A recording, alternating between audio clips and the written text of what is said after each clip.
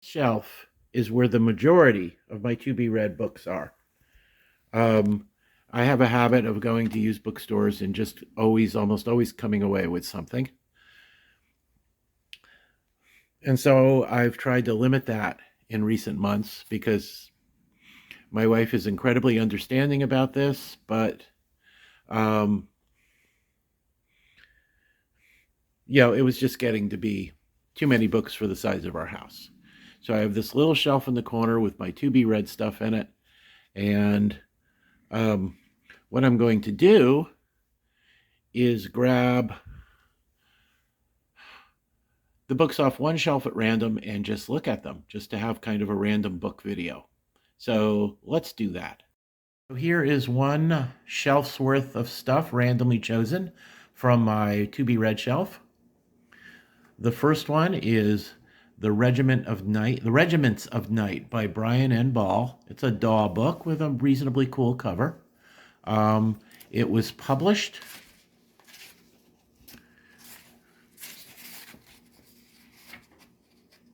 in 1972. Almost everything here is a used bookstore find. Beneath the Earth's shattered crust, does the Black Army still wait? After 1,000 years of defeat, is the Black Army still fit? Inside their lost underground stronghold, is the Black Army still drilling? Archaeologists consider the legend superstition and poked about at the surface ruins.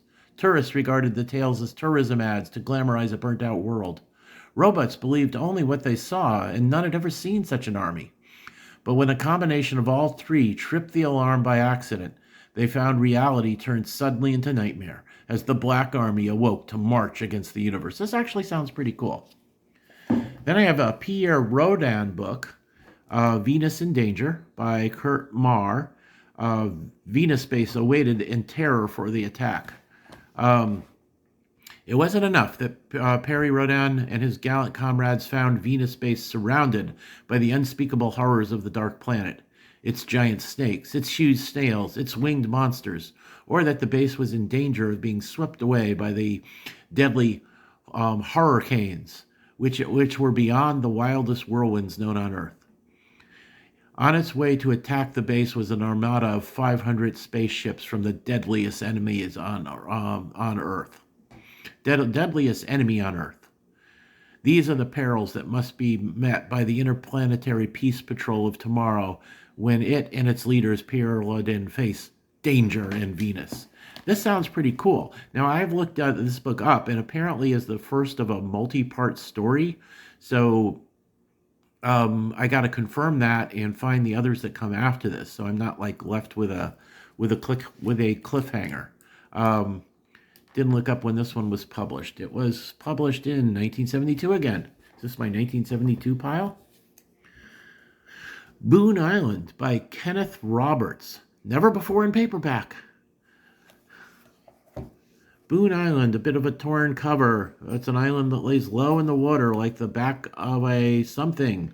It was hard and barren of soil or brush or any living thing, I'm going to say. 14 men watched, prayed, and something as their ship was pounded to pieces on this murderous hump of rock. In the tradition of Treasure Island, Robinson Crusoe, and the Bounty Trilogy, once you've read this powerful story, the barren, rocky island will become part of your inner consciousness. You'll never forget it. So it looks like it's a shipwreck survival story, which can be really, really cool. Centrifuge by J.C. Pollock. I know that was a pen name. And I know the books he's written under the J.C. Pollock name are annoyingly out of print right now. I did read this years ago and enjoyed it enormously, along with several other J.C. Pollock books. Let's see, Mission MIA, and can't remember the third one. But I read 3 of his books, enjoyed all of them. This one is like fighting behind the lines of Vietnam. Mike Slater had learned the fine art of killing. He also learned a secret that turned out to be a time bomb, because years later and miles from the inferno of Southeast Asia, people were suddenly shooting at him again. From a savage ambush in the Maine woods to a silent death struggle beneath the water of the Caribbean, Slater pitted nerve and cunning against wave after wave of handpicked assassins, in a desperate race to discover the shattering significance of what he knew, why both the KGB and the CIA are determined to kill him for it. So this is a really good action adventure thing, published in 1984. And once again, the book's written under the J.C. Pollock byline, pen name. I don't think they're in print. I've checked several times because I would like to read the one, reread the ones I've read and get a hold of any I never read, because he's a good writer. Thunderworld. I picked a shelf with a lot of science fiction on it, which is cool because it's one of my favorite genres. So Thunderworld by Zach Hughes. This is from 1981, a Signet book, Signet classic, it said. Somewhere a planet is waiting. When the crew of the four-person scout ship Santa Maria first sighted the new life zone planet, they dubbed it Worthless. A little too far from its mother sun for comfort, caught in the grip of conflicting gravitational pulls, Worthless was a planet in constant upheaval, not the sort of world fit for human colonization. Still, time was running short for the people of Earth to find a new home, and this was the first place that was even approaching livable conditions. So Don and Zeus decided to do a close-up study of the planet's surface, while Breed and Ellen stayed in orbit overhead. But shortly after they landed, there was a cataclysmic upheaval, a worldwide convulsion that brought death to many of the primitive life forms and left Don and Zeus stranded.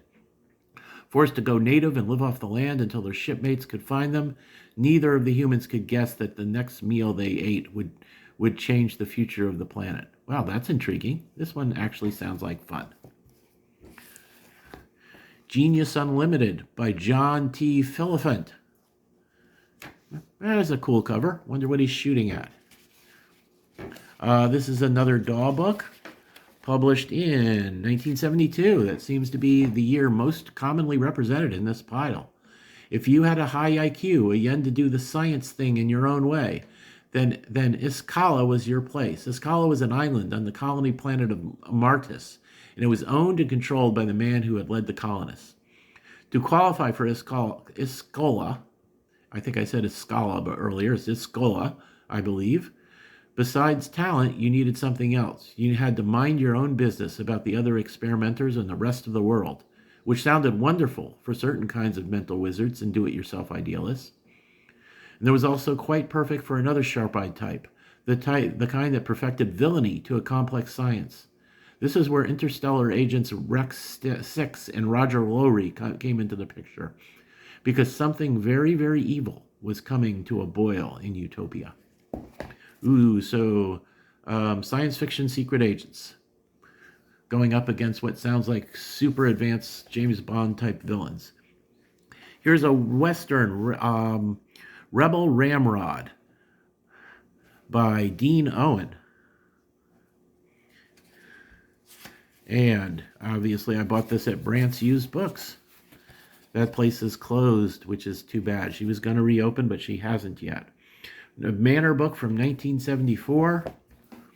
The Six Gun was law. Texas was rebel country, full of ex-Confederate ranchers who figured there was nothing wrong with taking the law into their own hands and other ranchers' cattle into their herds. The hired hands closed in on the giant herd from the Big Bend, set for a rustling raid. Conrad Jason had to stop them, even if it meant his own life. He outgunned the hired rustlers, but there was still the big showdown. So, sounds like, in some ways, a pretty standard Western, but a well-written standard Western is always worth reading. Nelson Nye, who's got a really wry style to his prose. I like his stuff. This one's called Bandido, which I have not read before. It was published in 1957. This is an older one, an Ace book. He was cheated, framed, and tricked by a woman. Women. Have I had a nickel for every time that happened to me? Fleeing a trumped-up murder charge, Matt Trettison became the pawn of the beautiful Tara Dow in her schemes for more land and power. Yet another Western, Harry Whittington, a very, very good Western writer. I had Saddle the Storm, of Frontier 4th of July, Barbecue, Bourbon, and Bullets. So once again, I have read quite a bit by Whittington and like his stuff a lot. I have not read this particular one. This is an Avon book published first published in 1954. This is, looks like it's a 1989 reprint. So, a short fuse on the prairie powder keg. Even a loner like Kay Elliott headed blah, blah, blah, blah. Let me try again. Even a loner like Kay Elliott headed into town on Independence Day. But this year, the little cowtown of Malpais was rocked by more than fireworks. Gunsmoke was thicker than chicken gravy, and the bullets were flying from a Bible thumper's showdown with a cattle baron. But the bombshell Elliot never expected was the one that sent him gunning for his own best friend. Oh no. Well, that one sounds good too. Here we have a mystery by Reed Stevens, The Man Who Killed His Brother. He's a private eye with a public shame. No one had any use for him except a little girl caught between love for hire and heroin for life. So this is a Valentine mystery. It sounds pretty hard-boiled, doesn't it? And it was published in 1980. His office is a bar. His partner is a knockout. And the case, this one is going to break his heart. Mick Brew, axe brooder. Private eye. Once he was hard-boiled, but after accidentally killing his brother, he was more like over easy, sunny side down. He's taking all calls from behind a shot glass, where the world is always one drink behind, and his guilt is a six-pack ahead. It's hard to tell whether this will be fun or be kind of overwritten, trying too hard for the hard-boiled field. But then again, this is the blurb on the back that might have been written by an editor or something. And so far, it sounds like I will be interested in it. Back at the office, his partner, Ginny Fistolari, has just gotten a call that his brother's little daughter is missing. All the cops know is that 9 girls have disappeared. 7 have turned up dead, with heroin tracks and traces of prostitution written all over them. Nothing can bring back his brother, but nothing is going to stop Brew from bringing the daughter back alive. As the down-and-out shamus kicks the sauce, hits the streets, fight for a life he owes, and finds a woman he loves. So the back cover blurb is a little overwritten. They're trying too hard for the hard-boiled vibe. But once again, that's not necessarily something written by the author. I think this is worth trying. I like a good hard-boiled story. And finally, Pierre Barbet, The Napoleons of Eridanus. This is yet another Daw book. Is this going to be 1972 as well? No, 1976. Ah, well. That's another cool cover. Anyway, what do we got? Attention wargamers and Dorsai fans. Suppose that's the series by Gordon Dixon. Supposing yours was an advanced utopian race on a planet that had eliminated war so long ago that nobody knew how to conduct an adequate defense. And suppose your solar system were then invaded by a fleet of alien militarists. This is what happened to a certain planet in the constellation Eridanus. And what its leaders did was to seek out a primitive race that's still engaged in warfare. So they kidnapped a band of experienced soldiers, Napoleonic veterans fleeing Moscow through the snows of the terrible winter in 1812. Captain Bernard of the Imperial Dragoons took on the task. But being a loyal Bonapartist campaigner, he had ambitions that the utopian aliens could not suspect.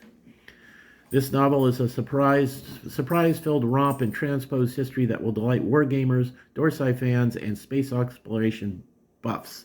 And then they have, from Daw, don't miss some of Gordon R. Dixon's Dorsai novels. By the way, I don't know if it's pronounced Dorsai. Dorsai? I don't know.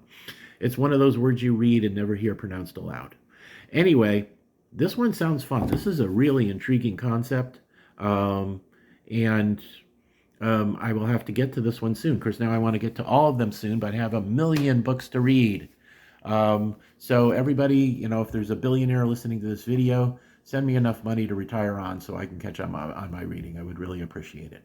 But anyway, thank you all for listening, and I'll be back within a few days for the end of my month reading report.